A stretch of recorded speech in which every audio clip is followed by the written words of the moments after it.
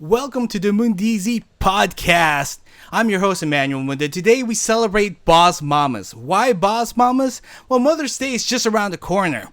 So I want to celebrate those that take the plunge in running a business and juggling motherhood at the same time. I was inspired to do this by my mom because my mom has a degree in business. She started in retail, worked her way up as a, top of HR in a major corporation, and retired early and started her own business where she sold used children's clothing. And I saw the struggles, I saw the victories, but all in all she wanted to do was make people smile, and that gave her the biggest joy in the world.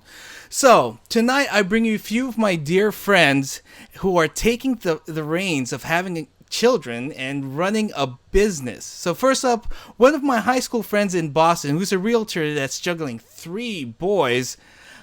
I hope she's ready. I'm sure she's ready. Give it up to my friend Evelyn Yamauchi. Evelyn, how are you? Fabulous. You're fabulous. That's awesome. Look at you, already whining and dining on a Saturday night. How did you get started in real estate? Well, my past life was in vocal performance in opera, and as a freshman in college, I was in an opera workshop and an assistant to the director.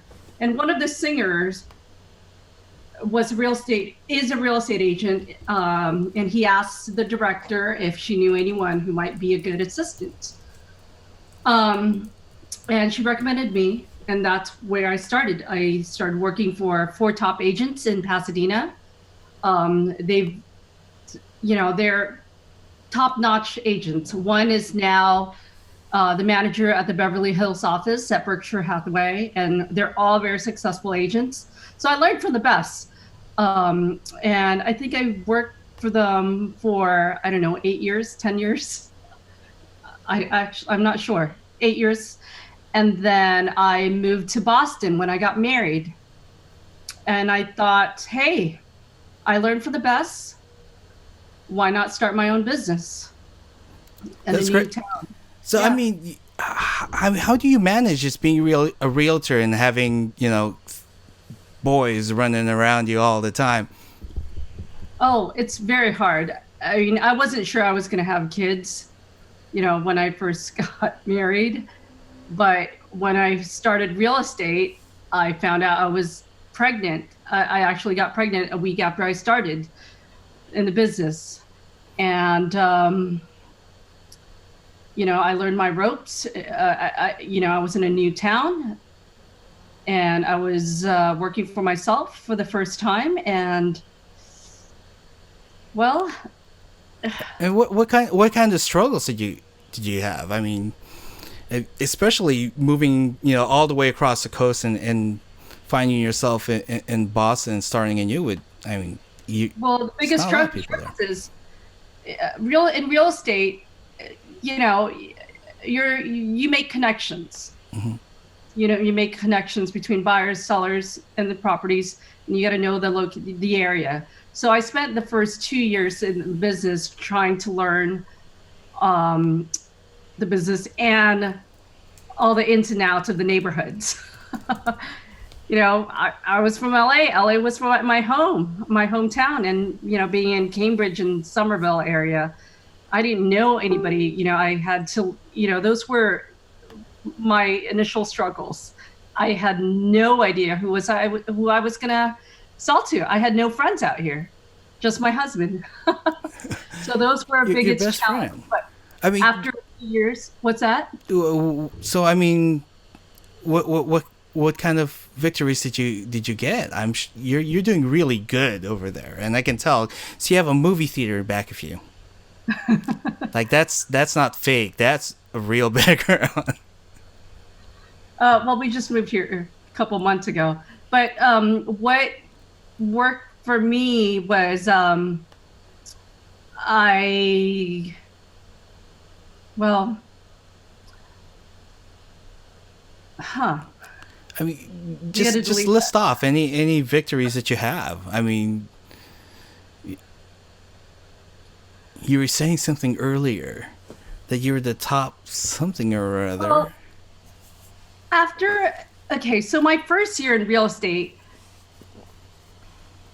I basically was pregnant the entire time, and my husband was working as a consultant. He was running his own business, and I just knew that, hey, we're both working for ourselves. I gotta make my mark. So that, after my son was born,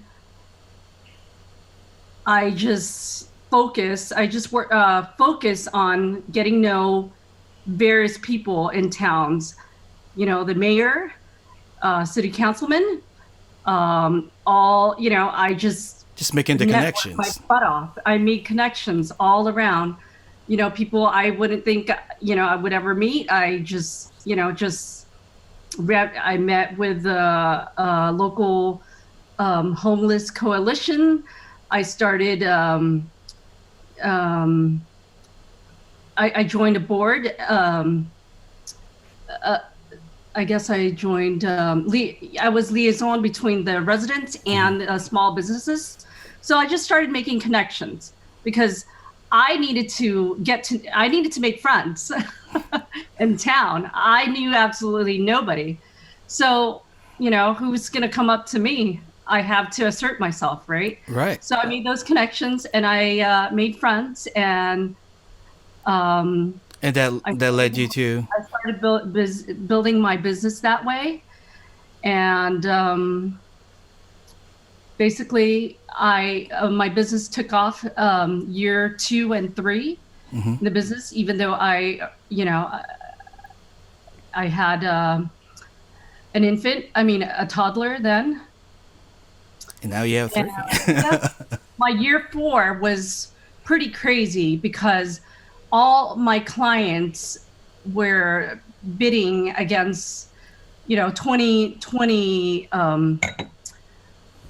Real estate in Cambridge is a bit nuts. You get 20 bids per property. I think this was 2013, 2014. And all of a sudden, you know, where are these clients going to go if they get outbid? So I started doing a lot of rentals that year. And I think I was number 7 in North America for Coldwell Banker Wow. for rental income in 2014. Because a lot of my clients, if they don't win their purchase bid, because there are 25 other offers out there, guess what? They have to find a new place to live, right? So I find them a rental. And then I developed relationships with various landlords who knew my work ethic at that time. And I built my business that way. And, um, you know, all of them come back to me year after year. And I That's guess great. 2014 was a big year for me. That's awesome. And 2015, I mean, then so I moved away. I moved away to Connecticut and made and more kept my business friends. going. What's that? And made more friends, and then come back and Well, kept I, going. I kept my business. My husband got relocated to another state, but I kept my Hmm. business, and I still came back about 2-3 days out of the week because it's only 2 hours away. That's awesome. And then I had a second child and a third child. It was a struggle going back and forth, commuting and, being away from them, staying in a hotel or Wow. Airbnb. So I mean that was before all this happened. So what's different now, and how have you adjusted How have I adjusted? from before and after this whole lockdown? Well, I was used to working remotely Hmm. because I also ran my business in Connecticut while a colleague of mine helped me out when I'm not able to be at some of the showings. So I was used to, my process. my process, I was used to Zoom calls already, and FaceTime calls with my clients, because I also had clients that were not in, that were out of the country or out of state. So, I knew my technology, and it helped you. It helped me now more so than ever, because now I'm doing a lot of virtual tours.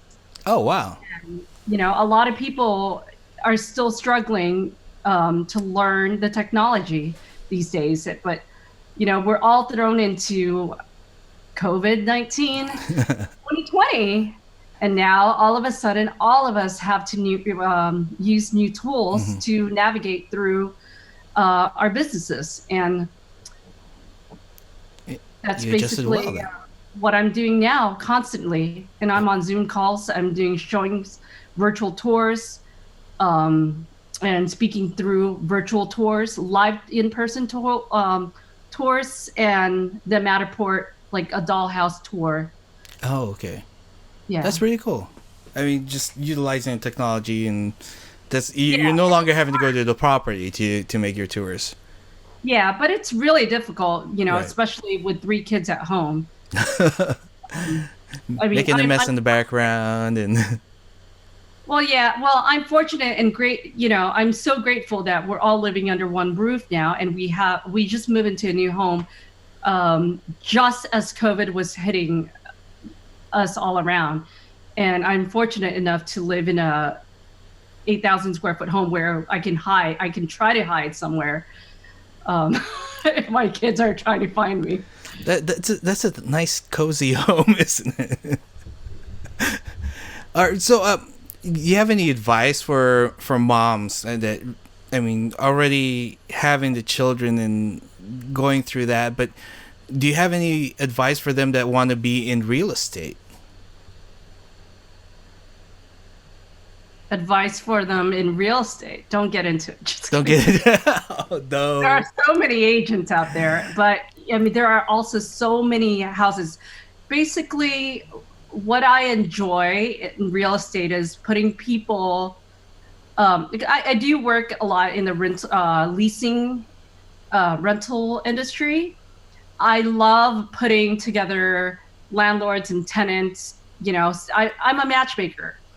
I match people with their homes, but I also match landlords with their tenants. And what I can say is that, sometimes it does work out, but, you just have to let, you gotta cut that. No, it's fine. I think I'm finishing this one. No, it's fine. Well, no, I just want to thank you for coming on. I know it's late over there, and you're on your 7th glass. No, but I finished my Lovely, and I hope that next time we're over in the East Coast, we can definitely stop by Cambridge or Boston or wherever you're going to be living sooner or later. And hang out. Thank you so much for stopping by for a little interview and bringing a little life to the party. All right. I'm gonna move on now. Are you gonna be okay? All right. So, thank you, Evelyn. All right. We'll bring you in later. We'll have some more fun. So coming up is one of my dear friends from college, an old college buddy of mine when I was in broadcasting at Cal State Los Angeles. Shaw, that's my college voice. Who started a tea company that's just the bee's knees, as she would always say. So I want to welcome. Let me make sure she can come in. Are you okay, Petra? Are you running around, getting comfy, getting wine, getting tea? All right. Please welcome Miss Petra Marin. Petra, how are you? Hi. Hi. Well, hello there. Can you hear me? Yeah, I can hear you just fine. Here are you? How red am I?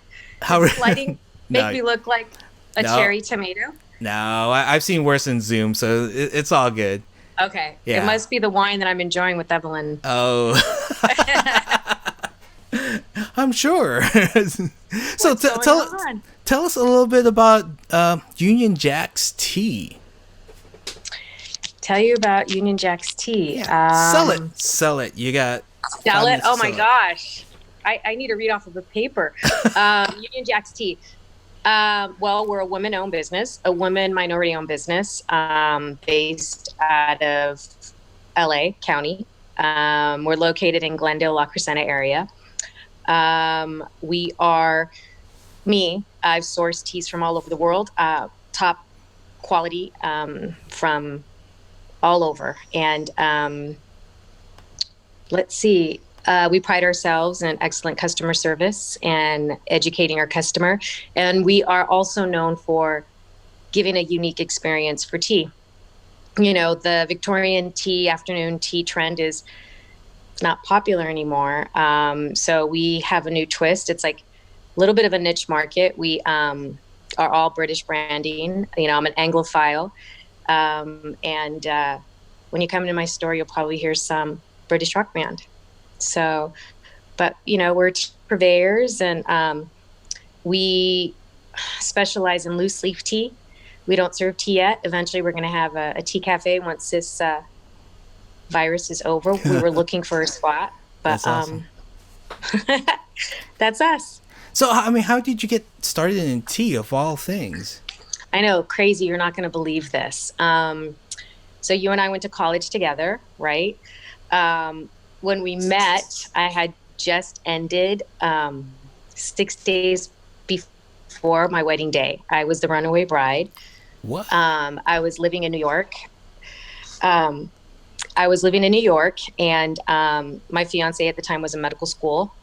And I just couldn't see myself being married and being a New Yorker and a doctor's wife. And he wanted to have kids and like right away. And I was like 26, 27 years old. I'm like, what?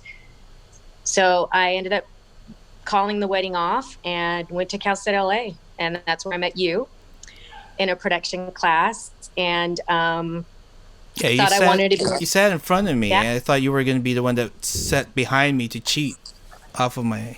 Just kidding.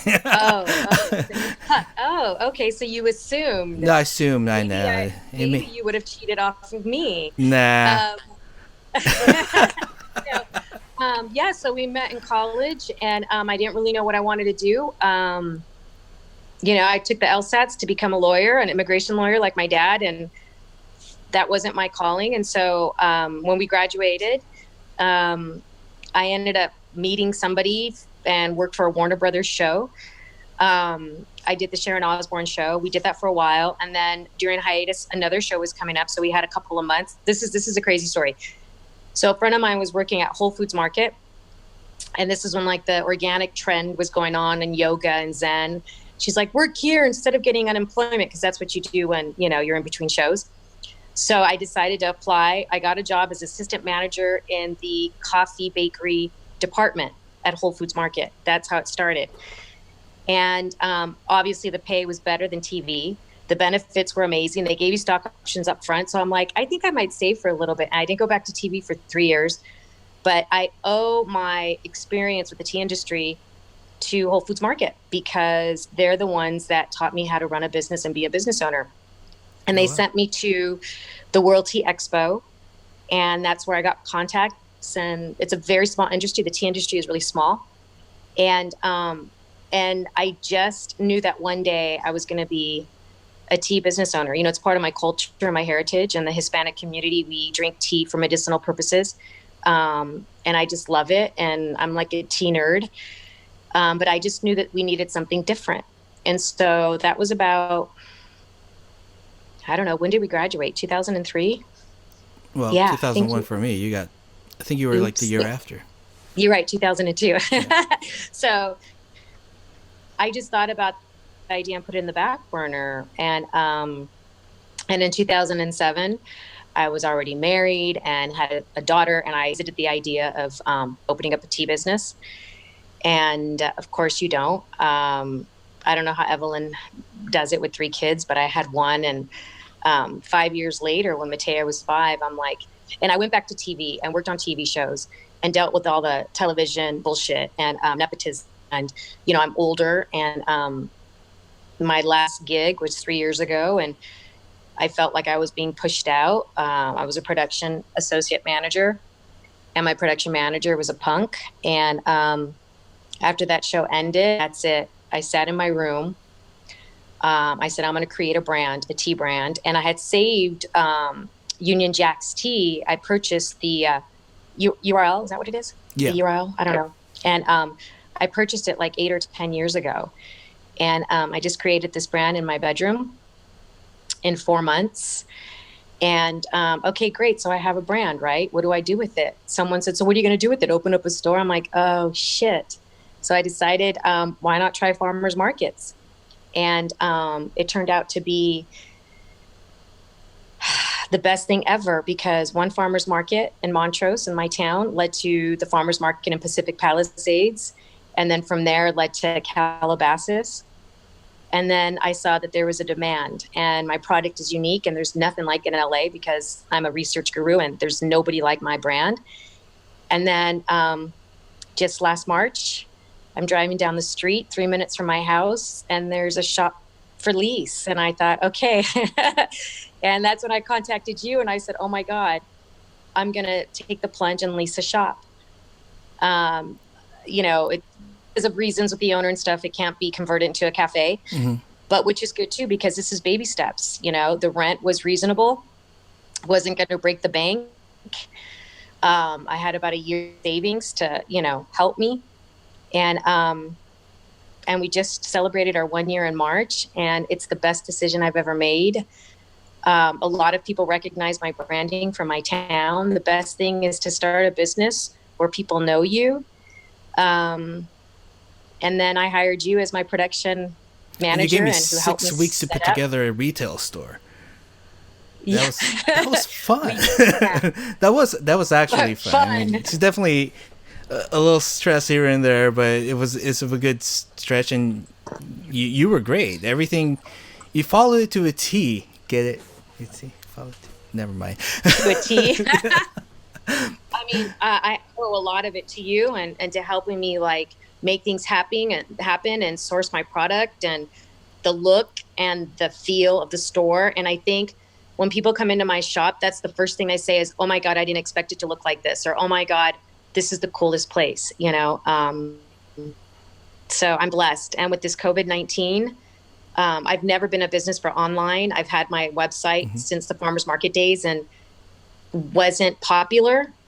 And now my online business is keeping me afloat. My customers, my loyal customers are ordering online. I'm busier than ever. I'm embarrassed to admit it, because so many people are suffering right now. But my business is thriving, and I'm blessed. I'm so blessed.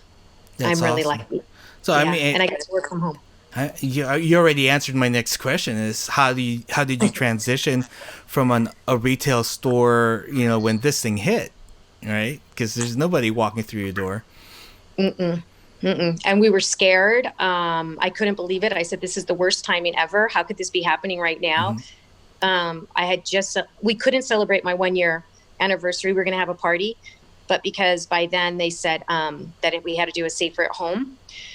I really thought that, oh shit, I'm going to struggle. I'm going to be those businesses that's going to struggle, but I decided to go on a community Facebook page for my city of La Crescenta, and there's 10,000 members. You're on it too. And my bestie and my roommate, Sarah, and I decided to do fun videos of us. And I said, hey, this is the face of Union Jack's tea. And that's been a blessing. I hate being camera, working, and people are knowing my brand and my product and get to see me and the passion I have. And my product's the best of the best, and it's reasonable.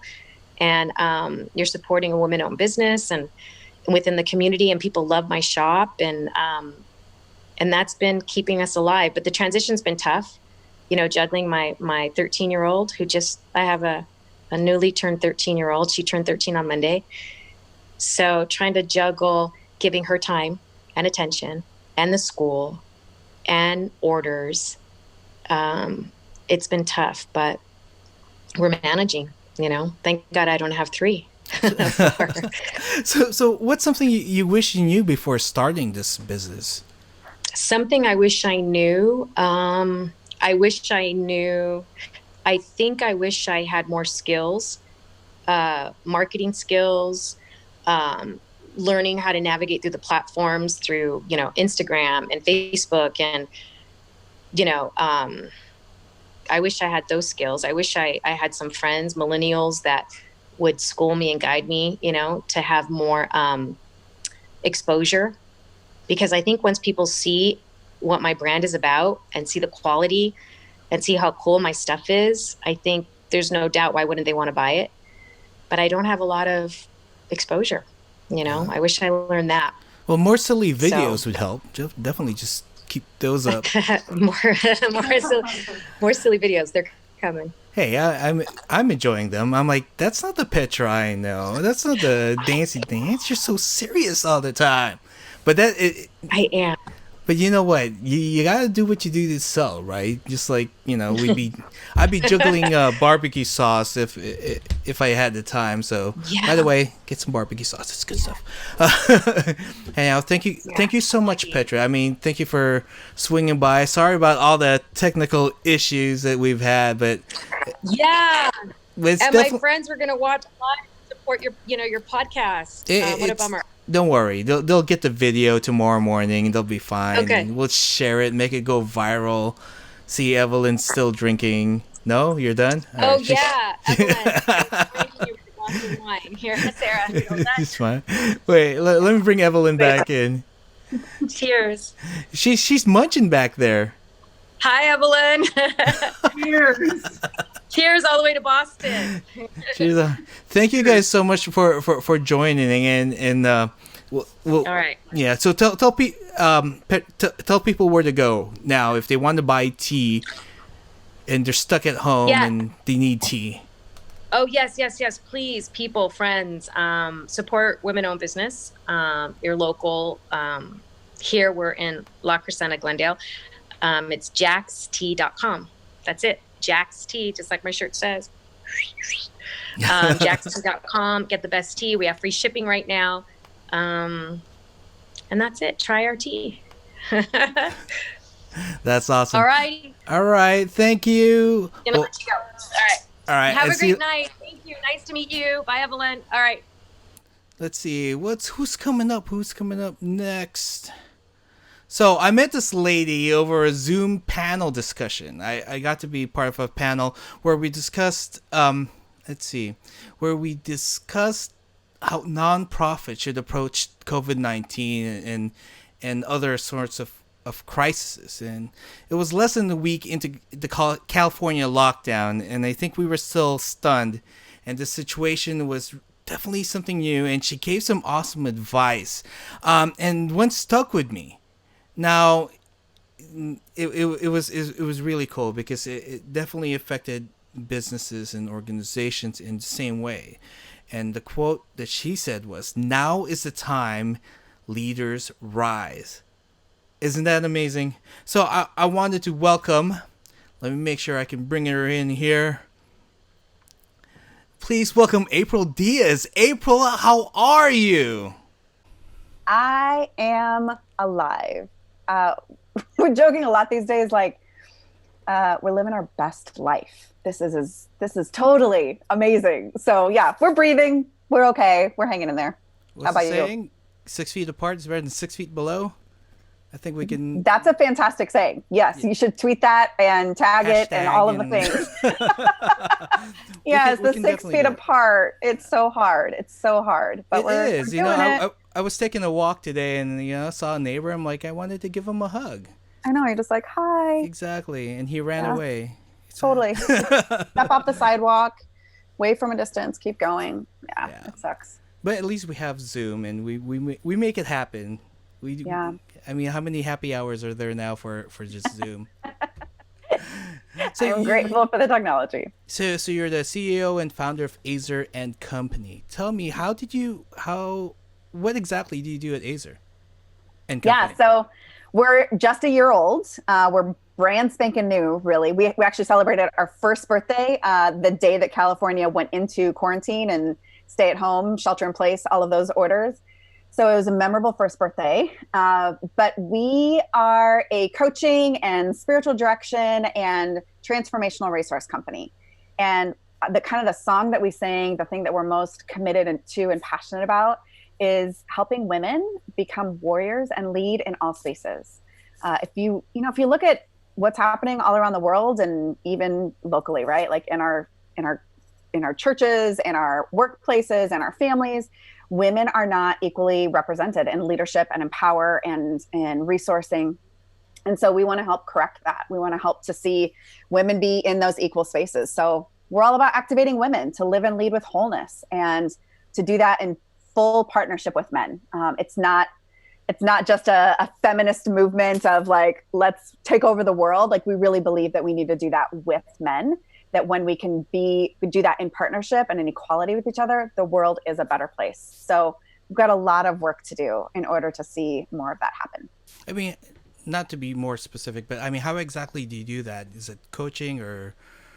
Yeah, we do coaching. I've been a certified coach for 7 years. And so we've started really with that part of it, one-on-one coaching, group coaching for women. And we've got a team of coaches now that are trained and certified, but we also do spiritual direction. And we've got some transformational resources that we've just released throughout this whole COVID period of time. So we've got a whole bunch of things that we want to do, but we're still super new. So we're building the foundation. We're laying the framework for what it is that we want to be about as we can help women to lead in all of those spaces. So how did you get into this? Oh my gosh. It's a long, crazy story. The short version of it is I spent 17 years in pastoral leadership at two of the most influential churches in the country. And then 6 years ago, just realized, had like a kind of a pattern interruption where I knew that I needed to do something different. And I didn't know exactly what that looked like. So for the next 5 years, I ended up consulting, coaching, speaking all over the world, and working with leaders, predominantly in faith spaces, and helping them live and lead with wholeness, essentially, but with men and with women. And, I never would have thought I would have done a company that's for and about women, because I'm not your typical like girly girl. I'm not, I never like loved the women's retreats or women's gatherings. I never did mops when I had younger kids. Like, there's a lot of the box that I didn't fit in as a woman or as a wife or as a mom. And that's exactly why this company exists now, is I think there's a lot of women like me that don't fit into the box of what we're told we're supposed to be and what we've been told we're supposed to do in this world.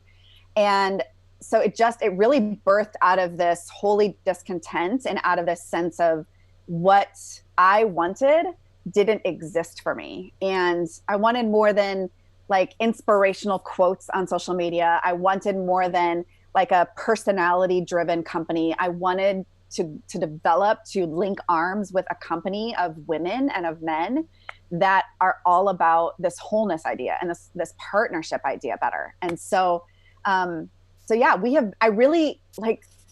I launched this company in all of the ways people say not to do it. We didn't have a vision statement. We didn't have values. We didn't have a business plan. I didn't have a financial model. I barely had a website right before we launched. Like, I had a name.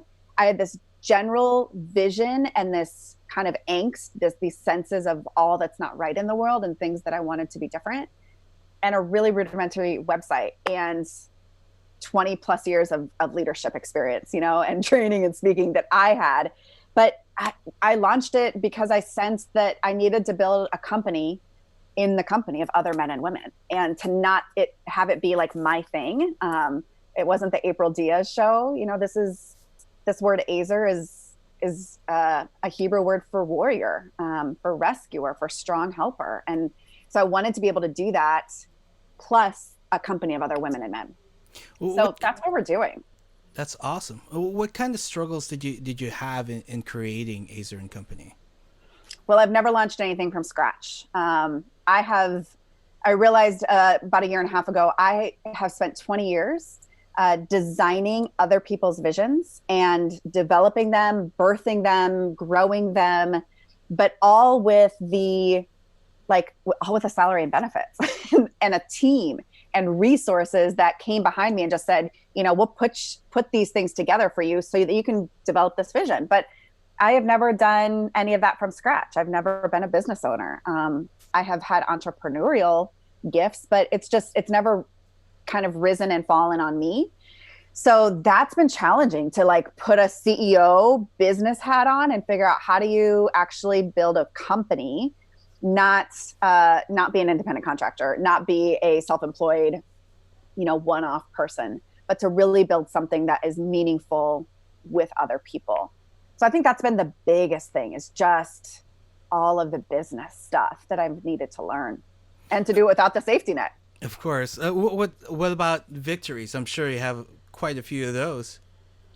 Yeah, it's been really beautiful to see the resonance that people have, both women and men, of this is it. This is exactly what we need. We need women to rise up and to be warriors and to not play small or hide. We believe that there's a transformational pathway that women can enter into. And they're just the sense of, we're not supposed to be in any sort of box. We're supposed to live our life fully, is how we have been created and gifted. And it's not prescriptive in any way. So that resonance has been huge. We have coached a whole ton of people. We've done a few coaching groups. We started the spiritual direction aspect just within this last 6 weeks during COVID as well. We developed a couple of resources that have been a huge win. So it's been really fun, and it's been really energizing to see folks go, I've wanted this and I never knew it could exist. That's amazing. So you're speaking about coronavirus, this lovely little thing that we have. I hate it. Yeah, I know. We're, filming this at 8 weeks in. It's almost feels like it. I think we're week 6 or 7 right now. Yeah. So it's been over a month. How has that affected your business? I'm sure, huge. All of us. Yeah, huge. Well, a good bit of the work that I did before I started Ezer and Co was travel related. So I have still been building a bridge from that income source base into a sustainable company. And so a good bit of my work and income and our revenue has been through me speaking and consulting, which means getting on planes and being in large groups and being on large stages. And so, within the first week, we lost about 75-80% of our revenue, because all of those things for the next, through July at this point, all of that stuff was pretty much immediately canceled. So it's been hugely challenging.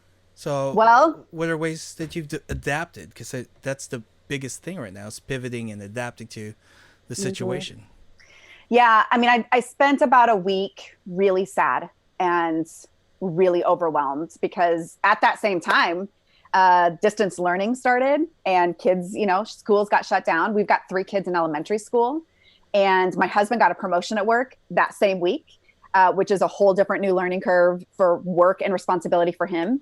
So there's just been 1,000 new things. And in the so that first week, I was just really overwhelmed and really disappointed and feeling like I don't even know how you build a company that's so baby new in the midst of all of this unknown and uncertainty and all of this stuff shutting down.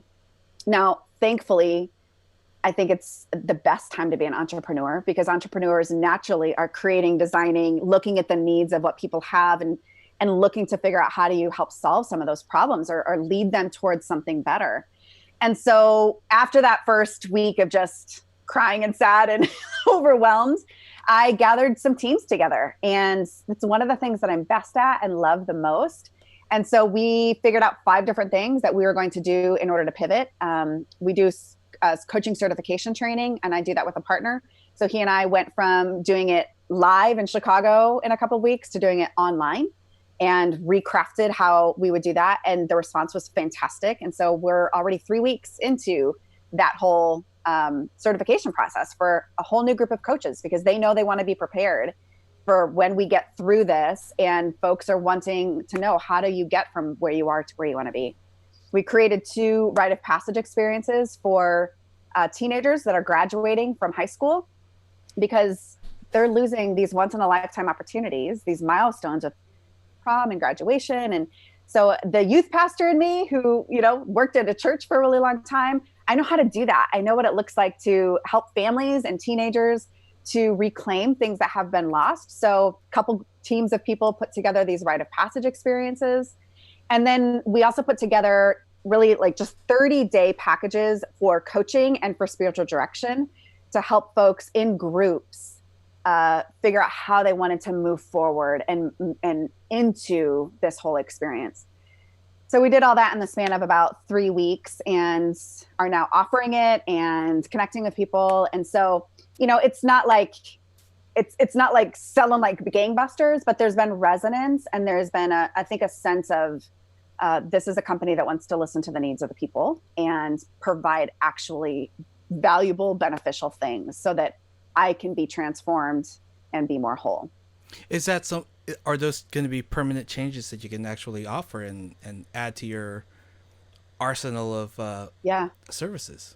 Yeah, absolutely. I think one of the really big benefits is the team. Up until the lockdown, Ezer and Co, I would always say it's we, because I do believe that it's this company of warriors and allies, but we was just me, myself, and I, at my desk, in my office, in my house. And now we've got a team of coaches, and we've got a team of spiritual directors, and I've got, a team of people that have worked out these resources that we're offering. And so that feels like the most significant value internally that will allow us to be able to move forward. So will we still offer the 30-day things that we did? Obviously, the rite of passage experiences are going to change after this class of 2020 graduates. But the different teams that are doing different work is really where I sense, this will give us a lot more mileage and ability to gain some traction and draw more people into the work that we're doing. Yeah, it's awesome. Were you on the same boat where it's like the initial shock of the lockdown and then just gives you a week to sort of trying to figure out what to do and then jump into it? Yeah, absolutely. It was just really disorienting and kind of on a weird level too. I got really, really sick for about 10 days before COVID went, as viral as it is. And so I was already kind of in this weird recovery place and in a really shut down place needing to recover. So I think that this quarantine thing certainly has lasted longer for me, but it's given me even more of a runway to be thinking through, how do we need to shift and what are some of the things that we're going to need to do differently longer term, especially if people can't get on planes or if I can't get on large stages and we're going to have to do work virtually, which is we've been doing. We're already a national company. We've got folks that are connected to our community from all over the world. And so I think that, it's creating some space for us to just think at it through a different angle rather than the end is still the same. Our anthem is still the same. What we're about isn't changing, but how we go about that is still, I think, some of the work that we are doing. So the show is about boss mamas, and you're a mama. And the thing that I'm sure a lot of people want to know is, how do you balance motherhood with running a business? You can talk about before COVID and during COVID as well. Yeah. Oh my gosh. Okay. So before it was great. Our kids are 8, 10, and almost 12. So it's a lot easier now than it was when they were littler. I have an incredible husband who has been really the stable foundation for our family. So he's been the one that's predominantly picked up kids from school and dropped them off and, run homework and all of that kind of stuff. So it's allowed me to really be an entrepreneur and to build a business. His belief in me and the work that we're doing is unsurpassed. And so that partnership with him is really part of the dream of this company and what allows it to flourish. But certainly when we found out that school is going to be canceled for the rest of this year, we just went we were supposed to have a 1-week spring break and it's turned into a 5-month spring break. And I don't know how we're going to do that, because our kids, all of our kids have trauma. And so parenting traumatized kids just is kind of like a whole different level in conversation. And we just had no idea how we would really manage that. And we're still figuring a lot out, honestly. But how do I say this?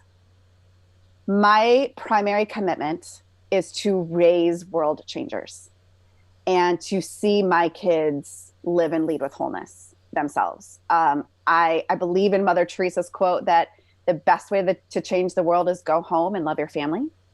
And we're all home now. There's a chance for us to love our families in ways that maybe we haven't been able to up until now. And so I'm really committed to, first and foremost, helping my kids through this process, emotionally, mentally, practically, physically, with distance learning. So I'm spending a good bit of my week as a distance learning manager and IT director and a child psychologist and short order chef. Like, my work has really shifted to the mothering, which has quite honestly been really hard for me. It's not what I signed up for. I'm not a great stay-at-home mom, but it's what's needed right now. And I am trusting in the process that what I'm learning in this space right now will pay itself out in dividends within the company, because I'm experiencing and learning what all sorts of moms are right now. And so I feel like I'm working at about 25% capacity, and that looks like working on the couch next to my kids, and we're all on our screens doing our own separate work, and I get interrupted 500 times a day. And then they finish their work right about now, and I can work for about 3, 4, 5 more hours. And so my work has had to be a lot more concentrated and focused and prioritized, because I don't have a full school day to do my work anymore. So I don't know. I don't have like any sort of magic bullet, but we're flexing and figuring out every day, because the needs of our kids are changing. And even as like what's happening with this pandemic is changing every single week, and we figure out, a new bit of things, we're having to stay really, really flexible. Yeah, I've become a dance coach for some reason this pandemic. Sounds way more fun than IT director. That's my title. That too, IT director. Dad, the internet's down. That's Gosh. yeah. I know exactly how that feels. Now, I'm closing off. I mean, what one piece of advice do you want to give to business mamas and people who want to be, or mothers who want to get into business? Yeah. Okay, that's kind of a two-pronged question, so I'm going to answer it in two ways. The first is, I very much believe that our kids help to find their dreams by seeing their parents live theirs. And so it has been really, really beautiful and powerful for my kids to see me working. For me to tell them, I need an hour, you can't interrupt me. You're going to need to wait on your schoolwork because I have this thing that I'm doing and it's important. And to be able to explain to them like what it is that I'm doing and why it's important. I feel like it is setting the table for them to find their dreams. In fact, my daughter, who is 10, she wants to start a part of this company called Ezer Girls, because she wants girls to know that they are strong and powerful and can make a difference in this world. And she wants that because she is seeing me live that out, and because she is seeing me pursue something that is courageous and hard and incredibly fun and really challenging, right? So I think that that's the first part. Like it's so important to me. And I think that that's part of the gift of what this season can bring. I think what I would say to other boss mamas is give yourself tons of grace and shift your expectations, shift your metrics of what it looks like to do your work right now. Because honestly, the most important work that we have to do is the work that is within us. And that right now probably looks like a lot of grief and loss and anxiety and uncertainty and loss of control. And being able to do that work internally for us is critical for us to be able to do our work externally in the companies that we're building and the children that we're raising. But we have to do that if we're going to live and lead with wholeness. That's great. Thank you, April, for just spending a little bit of time and definitely an inspiration, not just to me, but to everybody watching or listening. 6 feet away. I got all passionate. And my throat's all tickly because I was on it. I was in it. That's awesome. Thank you. It was great to be here. Thank you, April. Get some water for that. Our next guest was one of my dear friends from the Los Angeles County High School for the Arts. You've seen her on Star Trek The Next Generation, NBC's Passions as Sheridan Crane, and as the host of Sci-Fi Channel's Face Off. Now she has a makeup line that's literally changing lives. Please welcome McKenzie Westmore. McKenzie, how are you? I'm good. How are you? Doing well. Just hanging in there. I know. I see you've been busy with QVC, just doing marathons. Yes. Yeah. I was the Today Special Value, April 28th, which meant that I started off around 8 p.m. I set up to start an hour show at 9 p.m. LA time. And then I went round the clock and didn't finish till 9 p.m. Tuesday night. And I got about 3 hours sleep and tried to nap where I could. Did you have enough coffee? Yeah, I tried. But when you get to that last like home run stretch of 8 p.m., it's like, oh. I know. I was trying to get a hold of you on Wednesday, but I think you were pretty knocked out. Oh, I was passed out. I don't think I got out of bed till about 3 o'clock in the afternoon. Oh, man. I don't miss those days. I used to work overnights, and it takes me 2 days to recover from like 3 days work of overnight. Oh, yeah. Oh, it easily. Because it's, I mean, like that, it's not even that I ended late. I ended at 9 p.m. LA time, but even still, to not have a full night's sleep, just can't do it anymore. I know. We've already lost track of the days. Now we're losing track. I know. Now we're losing track of time. Exactly. Oh, wow. I'm thank you so much for doing this show. I just wanted to feature, Sure. not just mamas, but business mamas, boss mamas, people that mom-trepreneurs that Mom-trepreneurs. mom-trepreneurs. I mean, handling motherhood is one thing, but handling motherhood and a business, that's like having, two babies already that you're looking at and growing. So yeah, it is. Westmore Beauty is my second child. It is. Well, it's like, you come from a long line of Westmore makeup companies or artists from your dad to your grandpa, and I think most of your relatives are pretty much Westmore makeup. Pretty much everybody, yeah.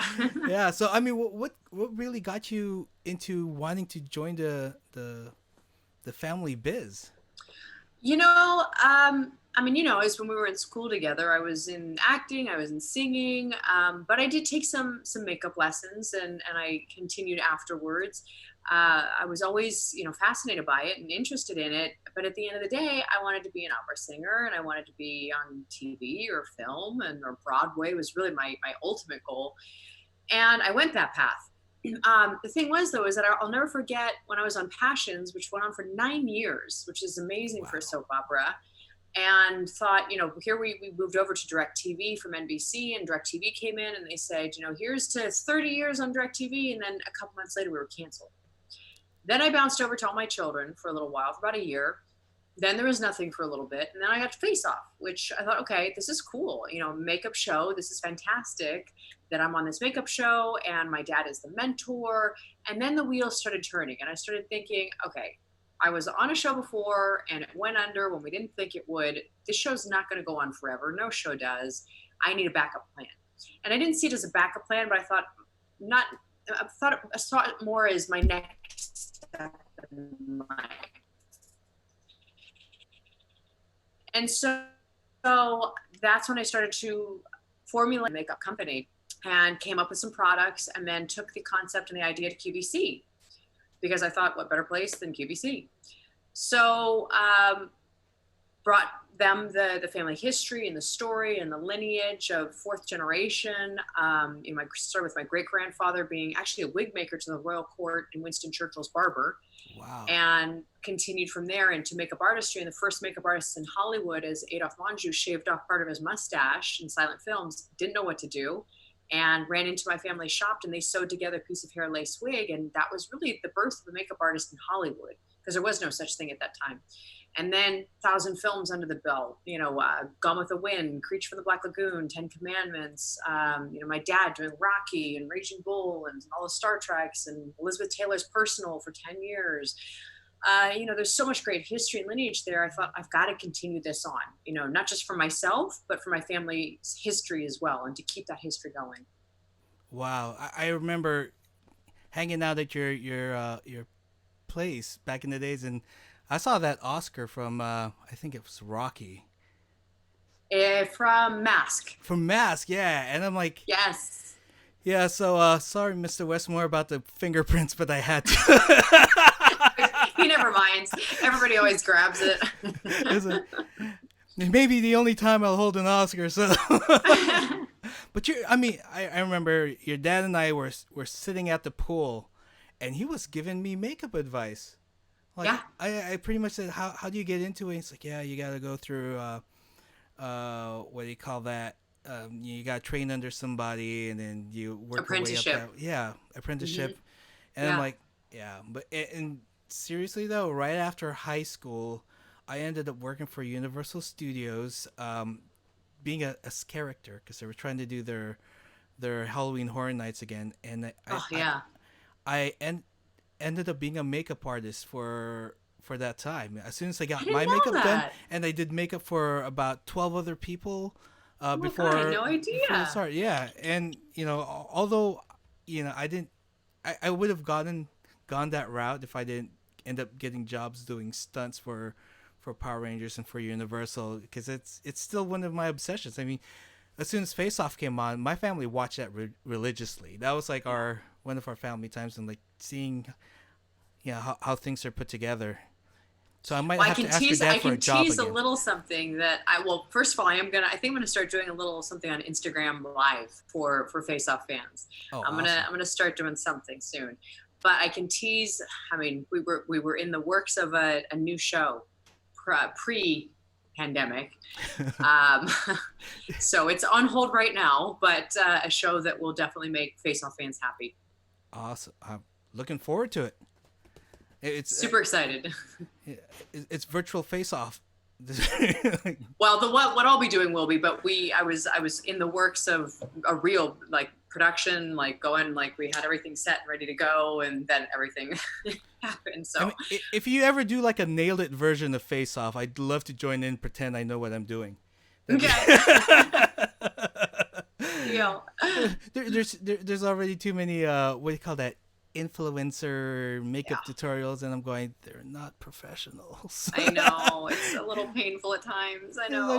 Some of them are really good. I got to give some of them credit, because some are really good. But some of them, it's like there's that first generation of influencers, and then after that, it's just like, everybody's stop. Yeah. Leave it at that first generation of influencers in the beauty world and special effects, and then just stop. Leave it to the professionals. Exactly. I mean, after hanging out with makeup professionals and knowing the theory and all, everything that goes into designing makeup, and then seeing these kids going, well, I'm going to try this new brush, and I'm like, oh, and it blows my mind. Like I said, there's that first generation that I have so much respect for. Mm-hmm. And then after that, it's like, ooh. But it blows my mind when you see some of these huge Oscar-winning artists that are so humble, and I won't name names, but they are the sweetest, nicest, most humble people, and they've got a fraction of the social media followers that you'll see some makeup influencer. And that's just mind-blowing to me. And they're making millions. And they stay quiet. Yeah, they're making millions off of ads, and it's like, but you get these other people that they're quiet about it, and they do their craft. I mean, not now, obviously, but it's always been so shocking to me that you've got, these big Oscar-winning artists, and nobody knows who they are. Well, girl, you got the Westmore name, so we can start with that. Once you start doing your tutorials, I think you'll be fine. So basically, this was your backup plan, but I'm thinking this is getting to be a really good, Yeah, this became what originally in my mind was a backup plan became the best plan I could have ever formulated. No pun intended.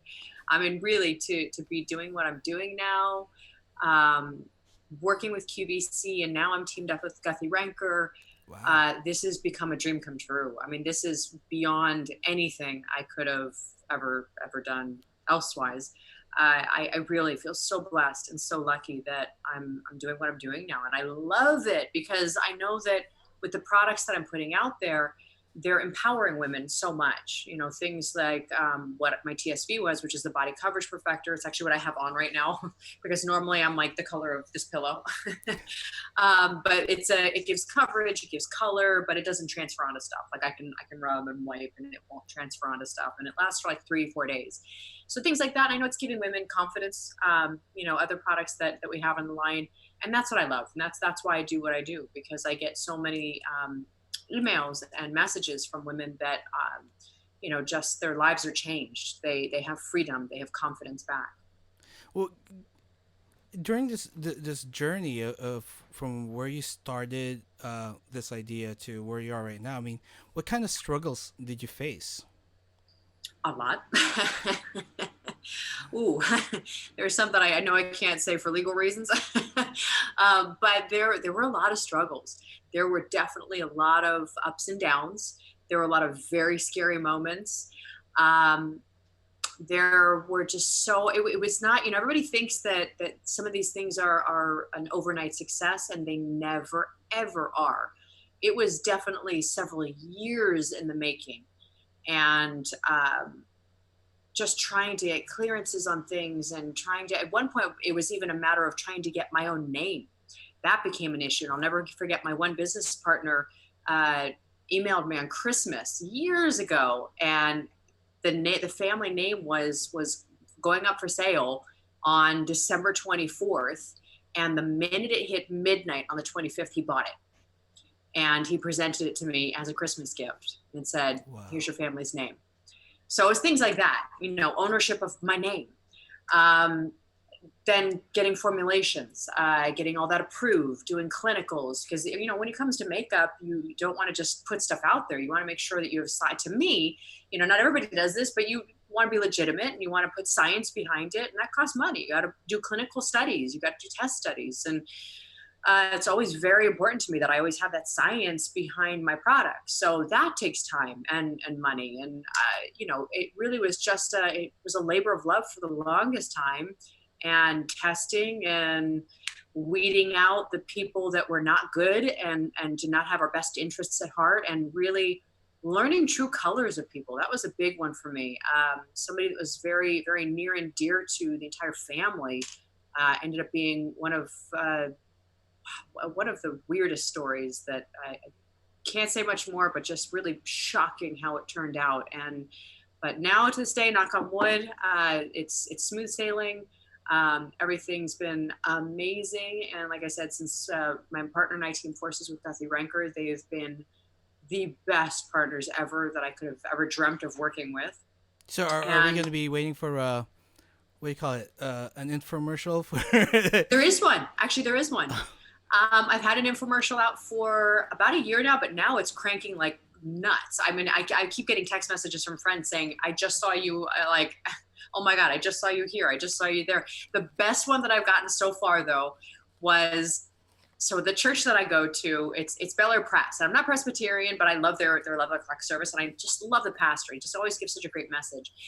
And I'll never forget, they got real airtime on Channel 13 last Sunday at 7 a.m. And I'll never forget getting a private message from my pastor saying, you're not going to believe who I saw after church on 7 a.m. to 8 a.m. Your infomercial came on after the church service. And to me, that was like, I just hit it big. I just got a DM from my pastor. This is huge. That was like stardom to me. Wow. It's like, it's a nice little advertisement after church service. So yeah, I mean, we're yeah, not that it was a thing to follow the church, but just like so cool that my pastor saw it and a whole bunch of the congregation saw it. And so yeah, there's been an infomercial out for a while now.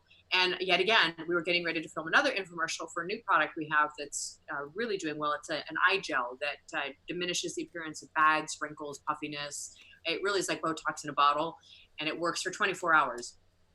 and it doesn't crack or flake or turn white, and it color corrects. And it's really another magical product. And we were just getting ready to film an infomercial, and pandemic happened. So, All right. So how do you balance, running a business and being a mom? It's definitely a balance. What I find is I'm very lucky to have the parents that I do, the family that I do. My husband's a huge help. The biggest thing for me personally is the notepad in my phone and my calendar. And I just really have to plot out what days are when, what's happening when. I mean, this is pre-pandemic. Right now it's a little easier because we're all in the house together. So it's more just my son goes to his room and knows he has to turn his Wi-Fi off for a little bit. But prior to that, it really was about creating a good habit of lining up the days, lining up the times, what's going on, who's going where, who's on first, and just making sure that I had a really ironclad calendar set in place, and that everybody knew what was going on between my mom and me. And even Maddox, he would know the schedule of like the calendar. And is he at my house? Is he at dad's house? Where is he going to be? So it was just creating that calendar and knowing, really plotting out everything so that he came first and he knew that, and he was set to good to go. And then I could plan out everything around that. That's all. I mean, and you still get to enjoy time with your son and go on vacations and. Yeah. And that's actually the bummer for us as a family. I mean, obviously there were far worse things going on and it could be happening, but we had our first family vacation set for July, and it was the first time we were going to all go away together as a family, and it's canceled now, obviously. Oh, that's worse. Yeah. We had lockdown started on my daughter's birthday in March. Oh no! And so that was the last day of school for her, and she didn't know that. And it was going into spring break, so we had camping, theme parks, all these things that are just like gone. Gone. Yeah. And then now they're thinking they're going to start school in July, and I'm going, well, there goes our summer too. Yeah. Well, I know we're in a different school district, and we just got word that there is no option of starting school anytime soon. We're not Los Angeles school district. So it's from the email we got, they're saying no, there's no consideration of starting anytime soon. Same here. I think they're going to go ahead, and they've already canceled the entire school year. And I had my first PTA meeting last night, and got aboard on the next year's PTA just because there was a lot of stuff that were missing. Even though I'm glad that they're around, there's seeing that it was only the second PTA meeting of the year. Yeah. At the end of the year, it's via Zoom, and it's like, okay, let's get up with technology and make sure all the communication is there. But yeah, it's wild because for us, Maddox is leaving his school and starting high school, so it's a little nerve-wracking for him, But I explained to him, I said, every other kid is going to be in the same boat. You're all going to be starting, post-pandemic, and nobody's going to be starting before you or after you, and you're all starting together. But it's even as a parent, it's weird that he's finishing middle school and going into high school, and there's like there's a sense of loss there. For me, I don't know if he necessarily feels it, but I know for me, there's definitely that sense of loss of getting to enjoy that time of graduating middle school and going into high school. Like there's no transition now. And you don't get the closure and then moving on. And the fact that we have kids in high school, McKenzie, how did that happen? I know. How did that happen? When did that happen? When did that happen? Were we just in high school? We were just in high school, singing Enigma, and the remember they were over at the cafeteria. Oh, eating Panda Express. Yeah, our dollar rice and orange chicken. Yeah, and orange chicken. Yes, or the chicken and broccoli. Mine was always the chicken and broccoli. No, wait! Don't forget the waffle fries. You gotta have the waffle fries. Oh yeah, I had to have the waffle fries. Polynesian sauce. Yep. That was our meal. Laying on the grass. Remember laying on the grass? Laying on the grass. What was it? The big college thing? that we would all go to. What was that? Like, because we were on the college campus. Yeah. Remember, we would all hang out at the college center. The student union. The student union. Thank Yeah. you. The student union. Oh my God. That's all gone now. That's all torn down. There's a new student union up. serious? Confucius has been moved. Oh my God. You need to visit. You do have to I'm visit. gonna have to go visit. Yeah, I gotta go visit. And Gosh. you missed the 35th anniversary. I didn't know your DM was locked out. I was trying to get you over there, but Oh, it was fun. was it? I ended up. No, I missed a lot. I ended up being one of the producers, and Oh, that's so cool. I know I missed so much. I know one of them I was doing Face Off, and the second one I was doing QV. It was like always like the timing was like, ah. No, and they're like, we need a host or MC, and I'm like, oh crap. So I was trying to get you. I'm like, Oh, next one. but we had Lock it in. Taron Killam. Very cool. It's very cool. He's hilarious. He was making fun of Josh Groban the whole time. How could you not? And I was Love at, Josh. I was at Josh's house like 2 days before the thing too. So it was good to meet up with my old friends and kick it with them for a little bit. So what's next with Westmore Beauty? Well, we just launched a couple of new products. One is a hair root concealer, which is perfect for the days that we're in right now.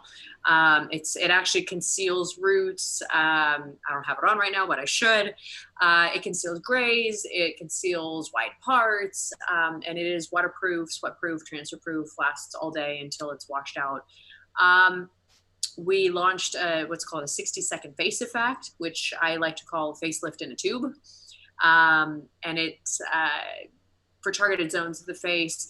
What we're starting to do more with Westmore Beauty, and also too, we're launching more products to go along with the body coverage perfector. So there was a lotion that was just launched. We have an exfoliator coming, an oil-free soap that's coming. A lot of great products that are coming down the pipeline. And what we're kind of transitioning the company into is going from a color cosmetics, which we still will be, but also more into, for lack of a better words, a special effects cosmetic company. So it's really like special effects for every woman at home to look and feel her best instantly within seconds to minutes. That's awesome. So I mean, closing this out, I mean, what's a great advice that you would like to give to moms who want to start their own business? The best advice is you just got to keep chipping away. A lot of things might get thrown at you that could take you down, and you just have to not let things take you down. And if you feel like something's taking you down, try to find that one person in your life or several people in your life that can help give you that hand to pull you back up. Because I know there were definitely days where I had that. I was on the floor sobbing, and my husband would come and pick me up and say, you rode through worse, you're going to make it through this one. You just can't give up. It takes days, months, years to make a dream come true, but you've got to keep going. You've got to keep at it. And it's that drive, and it's what I like to say, the hustle. I will never stop hustling. And I know some people don't like that word, but it couldn't be a better word or more true word, that it is all about that hustle. And you just got to keep plugging away and pushing at it and making that dream come true, because it will eventually. Just got to keep pushing. Thank you, McKenzie. Thank you for stepping up and coming out and just hanging out. Yeah. Catching up. It's been awesome. And where can people find Westmore Beauty? WestmoreBeauty.com. Also on QVC, if you go to Westmore Beauty on QVC.com. And then you can also find on Instagram, there's Westmore Beauty, or my Instagram, which is MWestmore. And then Facebook, Twitter, at least I'm on Twitter under McKenzie Westmore, no E. But yeah, it's all over. You can find us everywhere. All right. Thank you, McKenzie. Thank you. Bye. Bye. And that was McKenzie Westmore of Westmore Beauty. I want to thank all of my guests for this week's episode of the Mundeezy podcast. Evelyn, Petra, April, and McKenzie for their insight and inside look at being a mom-trepreneur, a boss mama. I've added the links to their businesses below so you can click on them and check them out. And before I forget, a very special early Happy Mother's Day to all of you. So, on next week's episode, the Mundeezy podcast celebrates nurses. I've invited some very special people to join the podcast. Some are frontliners in this pandemic war, and they truly have a strength in the calling that's unbelievable. With that said, I'd like to do something special for them. So if you want to sponsor a nurse, please comment or DM me. I've also launched a small Shopify store. You see the link in the description also. And all the profit from the sale of the 6 foot apart shirt will go to ordering food for frontliners, so support and get a nice shirt as well. Don't forget to check out the podcast on YouTube, Apple Podcasts, Spotify, and the wonderful folks at Anchor FM, or Anchor.fm. And if you'd like this podcast, hit the support button on the description. Thank you again for listening and watching. Don't forget to like, share, and repeat the Mundeezy podcast.